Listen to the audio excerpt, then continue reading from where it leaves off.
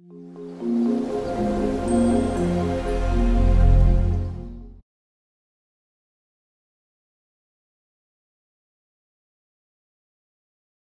is conscious evolution?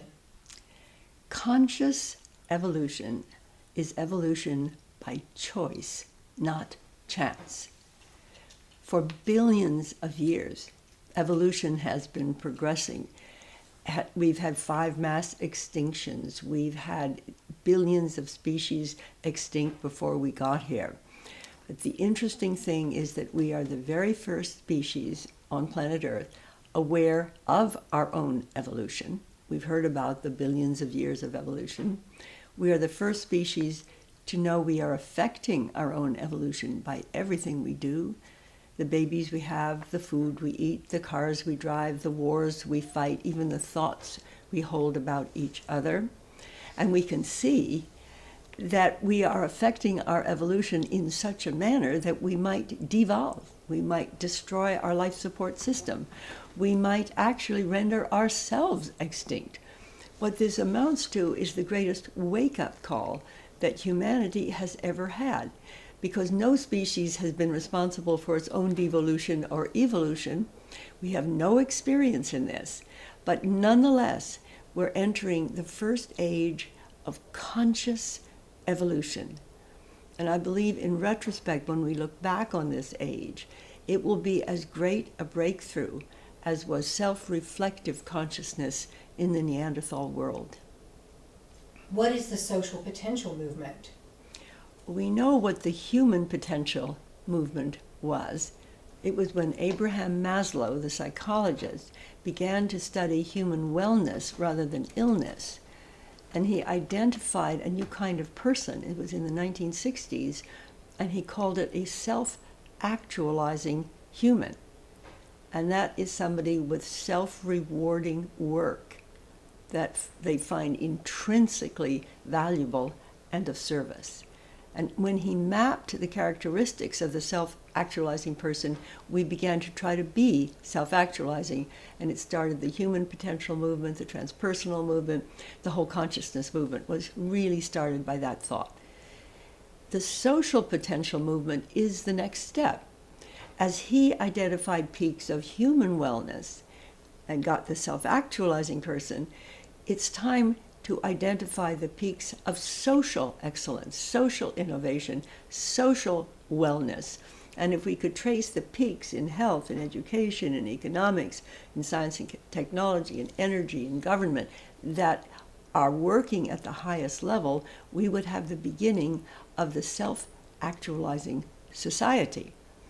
And my book, Conscious Evolution, Awakening the Power of Our Social Potential, is an early contribution to the self-actualizing society. And if that takes hold like the self-actualizing person does, we will begin to see more of us working to actualize our social potential. What do you mean, problems are evolutionary drivers? It's very obvious. We find it in our own personal lives, and we find it in the life of the larger social system. Problems are evolutionary drivers because you either solve them by doing better and changing something, or they do you in. Another phrase is crises precede transformation.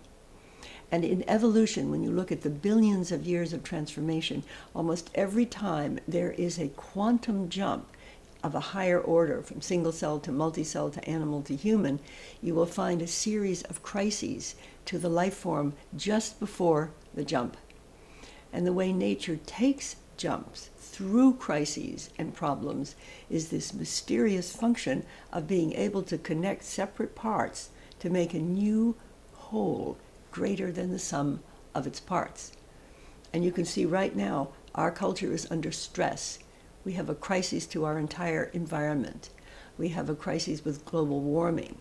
We have the possibility of running out of fresh water. We are in danger. What is that doing? It's making us realize that we have to change our economic system, our political system, and our war machine. It means we're going to have to learn to cooperate. So if you jump over the crisis and imagine us being able to respond co-creatively, I think we're going to see a much better future and a much better humanity. Or devolution and extinction. That's the driver. You speak of evolution as guided by spirit and action with a tendency towards higher consciousness, freedom, and order. There is a very deep controversy in the way people look at the meaning of evolution.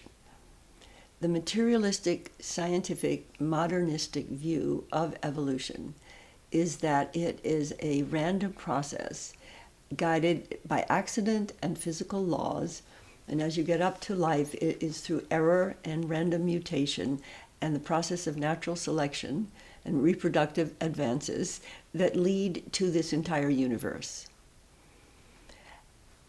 The other view is that the consciousness is primary, and out of consciousness has come the emergence of energy, matter, life, and consciousness force. The genius of evolution is consciousness in action that has led not as a God outside manipulating things, but as a process of trial and error and meandering and mistakes and many, many extinctions. But nonetheless, you can't look at the spiral of evolution without seeing it's going somewhere. And when we hit a crisis, we seem to move to higher order, more complexity, more freedom, more consciousness, more synergy, more complexity, more love.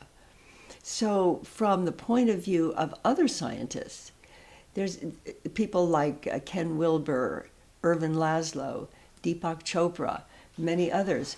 They're saying the universe is alive, coherent, guided by intelligence, and the exciting part for us is that we are expressions of that intelligent universe, hopefully being awakened from within by that creative intelligence to become more intelligent, more consciousness, more creative, more loving, and to take it the next step, more synergistic, which would mean that instead of everything being in a separate silo, like healthcare or religion or science and technology, what we have is synergy, the coming together of separate parts in our society to make a greater whole system that was far greater than the sum of our parts. So it's very important how we interpret evolution. And as a co-creator, you feel the evolutionary impulse in you to be more creative. When you feel that, you don't feel it's just your personal whim. You feel you're participating with a greater force for a greater purpose. And you feel that your inner drive to express yourself is part of the noble purpose of the universe itself. What can an individual do about all this? How do I participate personally in conscious evolution? How do I participate personally in conscious evolution? That is a very good question. Some people say to me, Barbara, you think you are going to influence evolution? Like I was crazy.